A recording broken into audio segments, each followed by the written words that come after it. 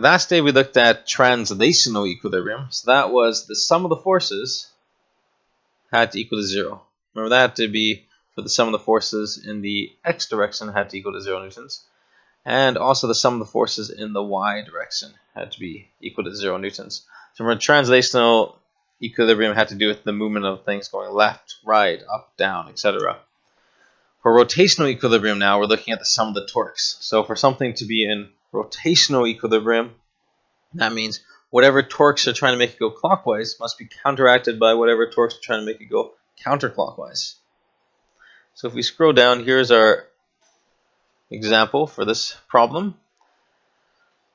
And before we start, we want to make sure we understand this idea of a pivot point. So the pivot point is where torques attempt to rotate about. And a really cool thing about pivot points is that we may choose the point to be anywhere on a body. Because mathematically, what ends up happening is that since torque is equal to force times distance, wherever we choose the pivot point to be, at that pivot point, the distance would equal to 0. So we can actually ignore any forces that are causing rotation at the location we choose to be the pivot point. So here is our problem that we will look at. So a simplified table is depicted below. The tabletop is 1.2 meters long and has a mass of 18 kilograms. So we're ignoring the fact that there's depth to this table. So this thing is a very skinny table. And three-dimensional stuff, for those that choose to go on and study this material in university, that is when you'll get to deal with three-dimensional material. Now we're just making sure we understand concepts, looking at the two-dimensional scenarios. So when I look at this one, I'm going to draw all the forces acting on this table to begin with. So it says, the tabletop is 1.2 meters long and has a mass of 18 kilograms. So first of all, what we need to recognize is that the table itself has mass. And we can consider all the mass of the table to be acting at the center of the table. And we are assuming it's a uniform table, so that means it's not like heavier at one end or the other. It's just it's the uniform distribution of mass. So it's our center mass is right in the middle. So that's going to be a force going downwards. I'm going to call that force center of gravity, FCG. Next thing is we have a statue or some type of bust sitting right there. Now it looks like I forgot to give you the mass for that, so we're going to say that mass of this thing right here is going to be 8.0 kilograms. So that mass is exerting a force at this location. So I'm going to draw a force right here. Let's just call that Fg, the force of gravity due to that statue. Actually, let's just call that, I'm actually just going to call it F to simplify it. So I'm just going to call it F. Now right now, if we just think of it right now, we're saying, wait a second, if I only have those two forces, what this means is this whole system is just going to go falling to the earth. It's going to go downwards. But we know that you're probably working at a table right now. The tabletop is not falling. We ask ourselves, well, what is preventing this tabletop and statue from crashing to the ground? And it's actually these two supports right here. These two supports are holding up the table. So I actually have a force here. I'm going to call it F1, upwards right here. And I have a F2 acting right here. And F1 and F2 are unknown. So F is pretty easy to find. You say, okay, F is equal just to mass times gravity. So that's 8.0 kilograms times 9.81 meters per second squared. Let's go 8 times 9.81. We get 78.48 newtons. For FCG, same idea. That's just equal to the mass of the table. So I call it mass of statue, mass of table, times gravity, and that was 18 kilograms times 9.81 meters per second squared. So 18 times 9.81. we get 176.58 newtons. Again, we'll do rounding later. However, F1 and F2 are unknown. So the question is, how do we solve for them? Well, this is where the importance of pivot point comes into play. It's like if I set up an equation like translational equilibrium, I have, okay, let's look at some of the forces in the y direction. We can see that, okay, F1 plus F2 are upwards. However, we can see that in the downwards direction, there's 78.48 newtons minus 176.58 newtons. So from the translational equilibrium equation, all we can see is that F1 plus F2 must sum to equal 78.48 and 176. If the statue is at the direct center of the table, I can actually just logically think it through that the forces must be equally balanced in F1 and F2. However, because the statue is off to the right, what this tells me is that F2 is actually exerting a greater force than F1. So what we are going to do is I'm going to first choose, if I want to solve for F1, I need to choose my pivot to be at F2. So if I put my pivot at F2, let's see what happens. So first of all, we know that the sum of the torques must equal to 0. Another way of thinking of this is the sum of the torques in the clockwise direction must equal to the sum of the torques in the counterclockwise direction. So if I draw this tabletop again, so right now we're putting the pivot at F2. What we can see is that the FCG and the force FCG and the force of the statue, that is trying to make this thing go counterclockwise. Notice if I were to draw an arrow around there, it's trying to make it rotate counterclockwise around that pivot. However, F1 right here, it's that upward force, and this is actually exerting a clockwise torque around that pivot point. So what we can see here is that the torque caused by F1 must equal to the torque caused by FCG and F.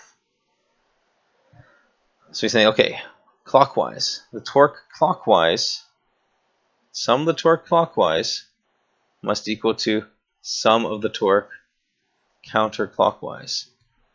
So say, okay, F1 is a distance of 1.2 meters away. Or torque is equal to force times distance. So we get F1, the force F1 times the distance 1.2. This is 1.2 meters from here to here. The center of gravity, that's going to be right in the middle. So that is 0.6 meters from here to here. And we also wrote down at the beginning, it says a statue is placed 0.4 meters from the right edge. So this is 0.4 meters from here to here. So there's my clockwise torque, and this is equal to my counterclockwise torques. So if I look at the center of gravity one, that's FCG. That is 0.6 meters away.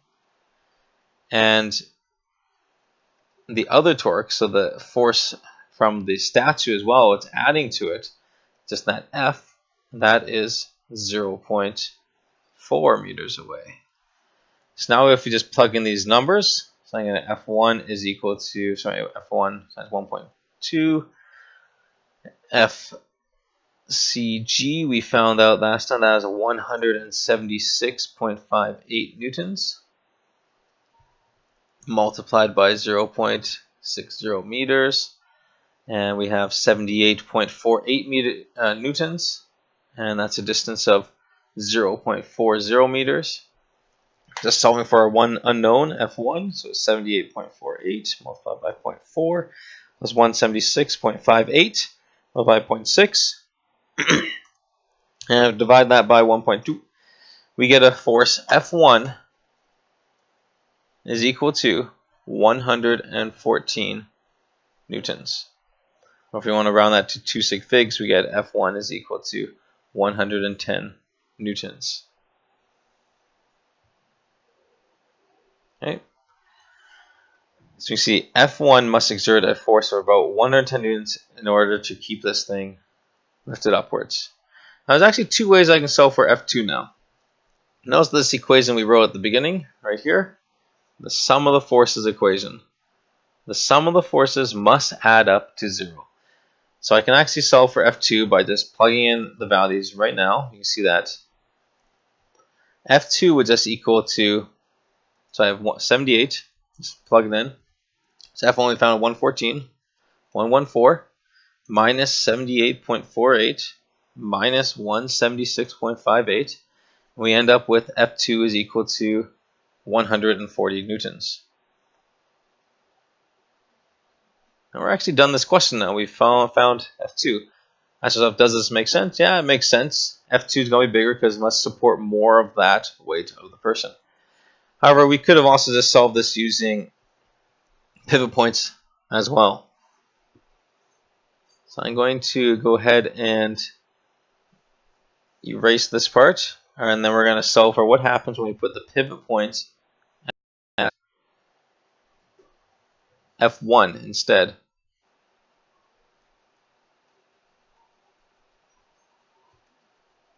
So we're going to put, what happens if we put the pivot at F1?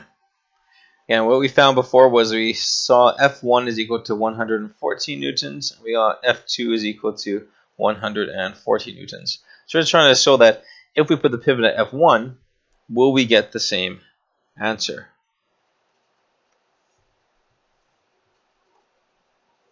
Okay, so let's draw this picture again. Here's my tabletop. Now we're putting the pivot right here. So we know that F2 is up in this direction. We know we have the force of the statue, and we have the force of the table itself. Let's draw on some distances.